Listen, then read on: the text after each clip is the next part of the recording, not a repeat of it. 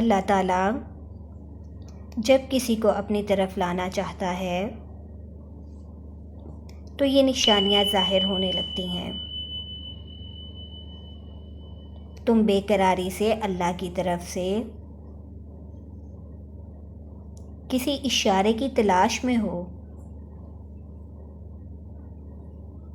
تو سنو، اللہ جب کوئی چیز دل میں ڈالتا ہے تو کہیں نہ کہیں جگہ نصیب میں ضرور رکھتا ہے۔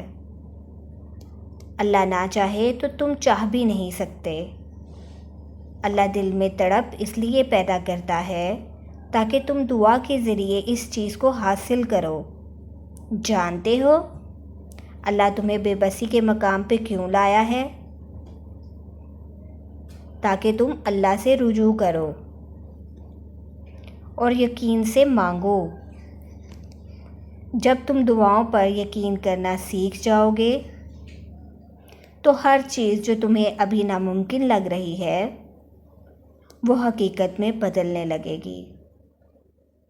جو چیز نصیب میں نہیں ہے وہ بھی تم پالو گے۔ جانتے ہو اللہ کبھی تمہیں بلا وجہ غم میں مبتلا نہیں کرتا اور نہ ہی تمہیں بے مقصد یہاں تک لایا ہے۔ وہ اگر ان بے شمار لوگوں میں دعا کی توفیق دے رہا ہے تو جان لو کہ وہ چاہتا ہے کہ تم اسے مناؤ اور وہ تم سے راضی ہو جائے۔ جب آپ کو یوں لگے کہ آپ تھک چکے ہیں اور دعا بھی نہیں مانگ سکتے تو خالی ہاتھ پھیلا دیا کریں،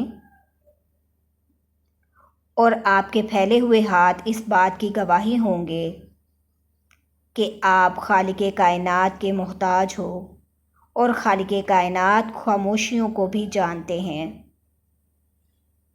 جانتے ہو جب انسان بے حد تکلیف میں ہوتا ہے اور مسکرا کر یہ کہتا ہے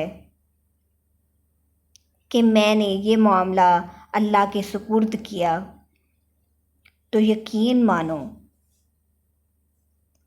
کہ فرش سے لے کر زمین تک ہر چیز لرز جاتی ہے